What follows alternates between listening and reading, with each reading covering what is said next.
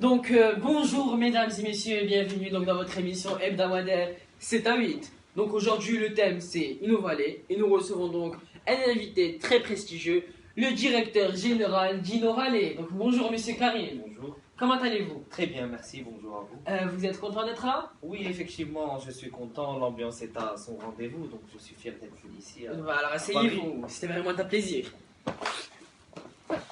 Alors monsieur Kobita, avant de commencer à poser quelques questions, nous allons dire enfin qu'est-ce qu'Innovalet? Alors il faut rappeler donc aux téléspectateurs que Innovalet se situe au sud de la France, plus précisément au cœur de la dynamique grenobloise. Donc il faut savoir aussi qu'elle a été lancée en 1972 dans le cadre de l'aménagement du territoire économique grenoblois. Innovalet est aussi la première force économique de la région.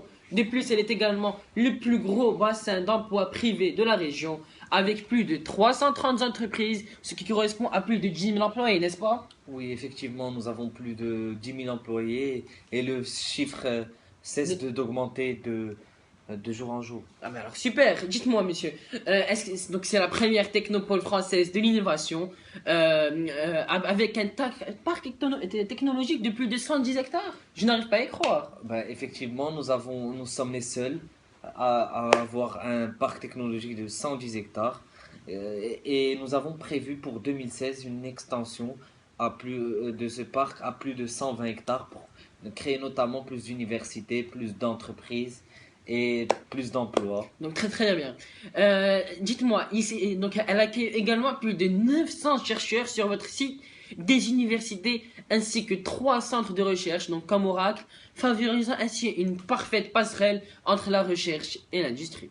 Commençons sans plus attendre. Dites-moi, monsieur Comité, est-ce que vous pouvez nous parler de groupes internationaux représentés? Donc oui, il y a plus d'une vingtaine de groupes internationaux représentés dans Innovalet, comme Capgemini, Sogeti ou Assystem. Et il y a aussi plus d'une centaine de PME qui sont des leaders dans leur domaine, comme Oros, Digigram, etc. Donc il faut savoir que 46% de ces entreprises sont des startups et 70% de ces entreprises ont un service recherche et développement. Ah bah super. Nous avons donc une question du téléspectateur. Vous n'avez pas... Bon, c'est pas grave. Donc il Bonjour. n'a pas de micro, ce n'est pas grave. Dites-moi donc de sa question. Est-ce que vous pouvez parler de l'histoire de Innovalet, s'il vous plaît? Donc oui, effectivement, Innovalet, elle a une caractéristique particulière puisque historiquement, elle est issue de 40 années d'expérience dans le domaine 40 années, de mais c'est énorme. l'innovation.